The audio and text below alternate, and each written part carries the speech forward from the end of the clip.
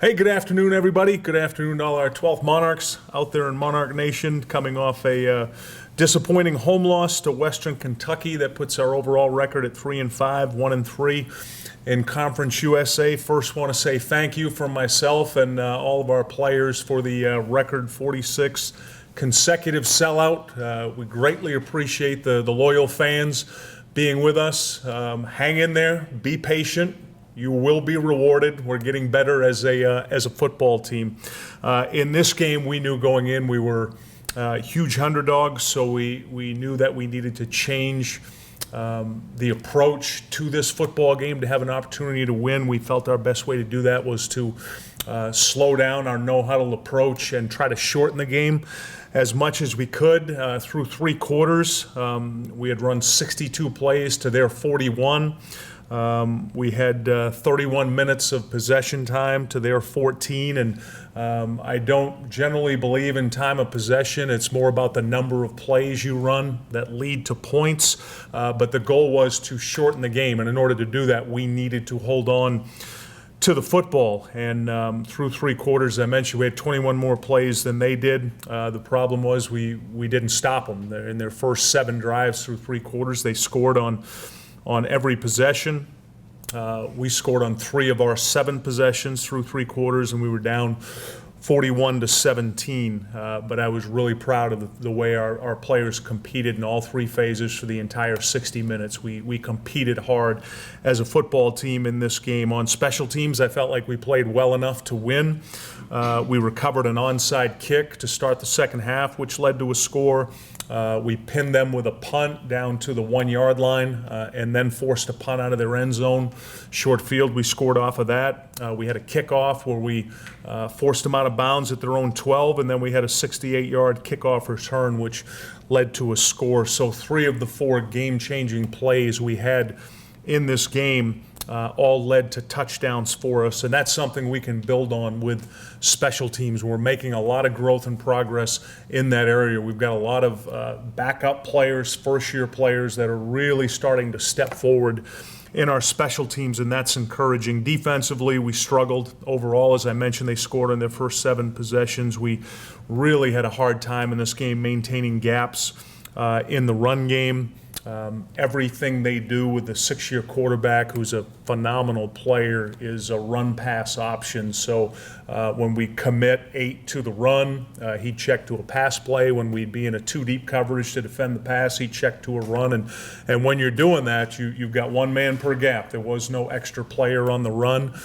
Similar to when they were throwing the ball, we didn't have an extra player in coverage, and we struggled to maintain our gaps, and we just made too many mistakes in coverage. Our plan in this game was to try to bend but not break and really try to avoid explosive plays, and we just did not do that in this game. Offensively, I felt like we played a solid football game. We controlled the ball and the pace. We just didn't finish enough drives in this game. We had a really good mix of run and pass. We ran the ball 37 times. We threw the ball 34 times. So that's the kind of balance you'd like to have in a game. It allows you to be a little bit more unpredictable and can give you some advantages, particularly in the area of play-action pass. We just didn't finish enough drives to win this football game. This week's opponent, San Antonio, their head coach, Larry Coker, he's one of my favorite guys in the business. I'm just so impressed with who he is as a person. The fact that he's won a national championship as the head coach at Miami and handled that situation with such class and dignity. And I think he's done an excellent job starting this program. I think they're the best 1-7 football team in the country, and their strength of schedule would lend you to believe that. They have the 44th ranked schedule in the country, which is number 1 in Conference USA. Just a brutal first 4 games that they played this year, starting with Arizona and Kansas State and Oklahoma State and Colorado State, 4 programs that are traditionally good football programs, and that got them off to an 0-4 start. Their last home game was 3 weeks ago. They lost to Louisiana Tech 34-31 at home. Louisiana Tech is tied for first in the West, and a very good football team. So I expect them to be a good football team. And as I explained to our players, I showed them the schedule, who they've played, that they'll see it on video. They'll see that this is a solid football team. Offensively, they're averaging 21 points a game. What's really hurt them is they've had some untimely turnovers. They've turned the ball over 16 times this year, and it seems like every one of them's either they're going in to score, or it's deep in their own end, or it gets returned for a touchdown, or it gets returned down to the 3 or 4. So the turnovers have hurt them. Their quarterback, Dalton Sturm, is a sophomore. They made the switch a couple games ago, and he had his best game by far last week against North Texas, where he accounted for 310 yards of offense. And I always get concerned when there's a quarterback change and it's a younger guy, you just have a feeling he's going to develop and get better. And based on how he played at North Texas last week, I think he's going to be a very good football player. Defensively, they're giving up 34 points a game. That's a little misleading because they gave up 69 at Oklahoma State. They were giving up 25 a game in Conference USA. Their defensive end, Jason Neal, is a really good football player. I think he's having a first-team all-conference year. They're allowing 428 yards, 170 in the rush, 258 in the pass. And as I mentioned, a lot of those stats from the first 4 games are really misleading. This is a good football team. We'll be the underdogs again on the road. We know we need to win this football game this week to keep our postseason hopes alive, and we'll look forward to hopefully having another great week of practice. I thought we practiced really well last week. We'll need to do that again this week. Hopefully we'll get some guys back healthy and go to the Alamo Dome and get a win. That's the goal. And I'll take questions. Did you see some little progress in the offense, did you feel? I did, yeah. I felt like our kids were inspired to play. I'm really concerned with the injuries up front. You know, Connor Mewborn had a cast on his left hand, but he played really well in this game. He didn't allow any sacks. He blocked well. Tyler Fisher's knee is really bothering him. He only played 14 snaps in this game. I think he's only going to be available on a limited basis the rest of the year. That knee is really giving him a hard time. But I felt like the offensive line was solid, and that allowed us to have some success. Schuler played as well as he has all year. Thought he played better than he did the first game. He was much more relaxed going into this game. We tried to get him to, let the weight of the world off his shoulders and just play football. And he threw the deep balls really well. He hit 3 deep passes. He just missed on a couple other ones. That was as well as he's played. Was really good checking the ball, and Ray continues to run the ball really well. It's comforting when you've got the leading rusher in Conference USA, and then that was his best game from the standpoint of yards after contact. He was really pushing the pile forward. He was carrying guys at times. He played really physical, and he protected the ball. They had seen on video his fumbles, so at times when they were gang tackling, they were ripping at it, trying to get it out, and he played really well in the game. I thought overall we made a lot of progress on that side of the ball. What was the mood yesterday in the meeting? The mood was clearly the most festive. Is that the right word, Wendell? The most festive team meeting we've probably ever had. Would you agree? Most entertaining one. Most entertaining. Would you like to know why? Yes. We had a Halloween costume competition yesterday. And I felt like that was something we needed yesterday. Have to remind myself and then constantly remind them that, school's important, football's important, but we gotta have a little fun too. I was the Grim Reaper, by the way. I didn't win, but I felt like I should have been up. I should have been at least top 3, Ted, I thought. And it just didn't happen.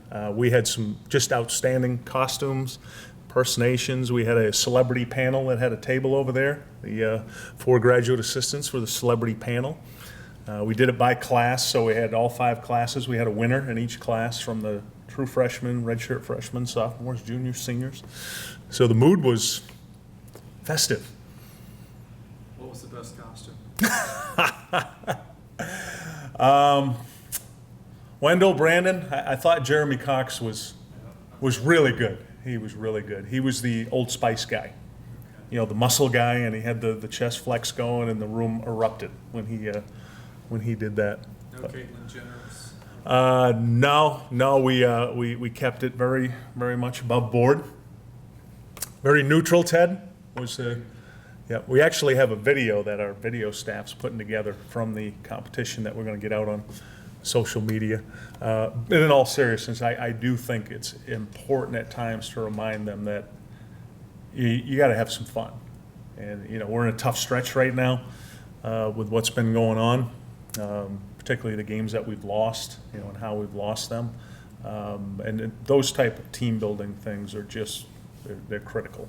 You know, they're really critical for the development, just the nature of your team and how they feel about themselves. So they were a little surprised when I sent that team text to them Saturday night. I sent them all a text and said, don't throw your costumes away from tonight.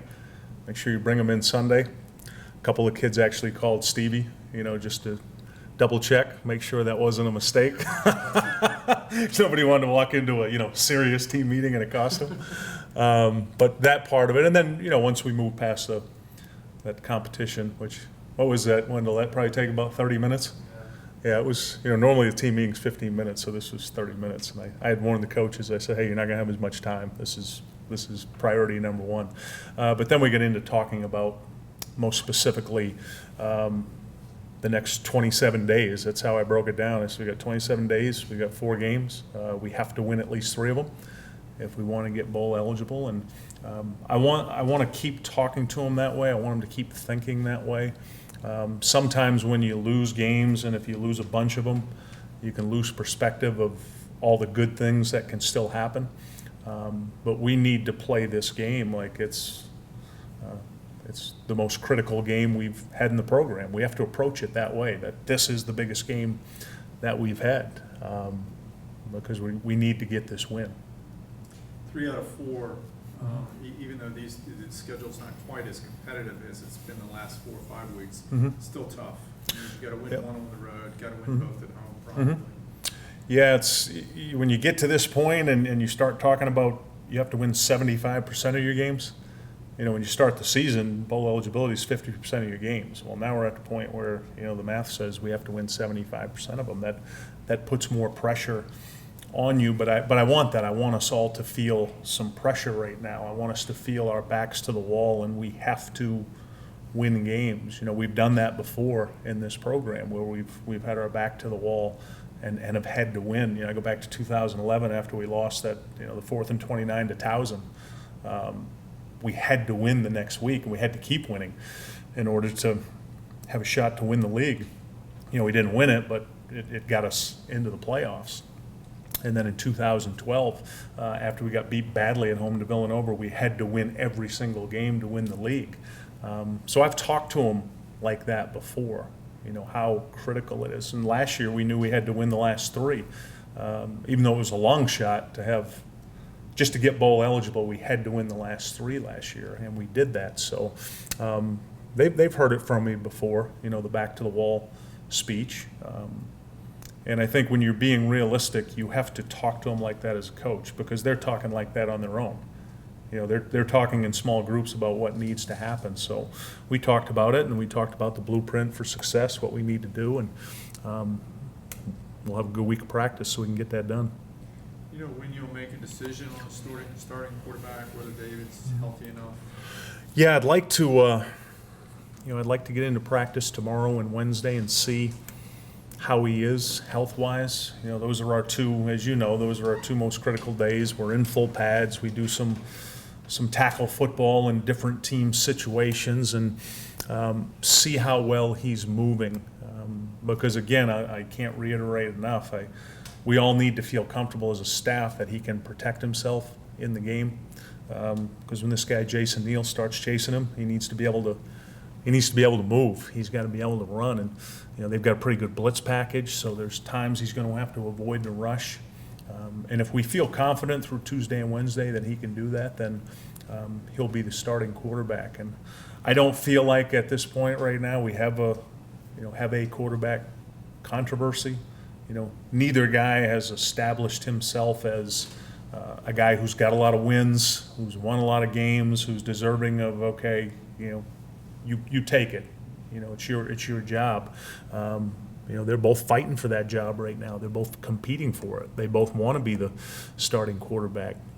But I do feel really good that we've got two guys we can win with. The advantage with David, when David's healthy, what he gives you that right now Schuler can is that ability to run and get positive yardage in the run.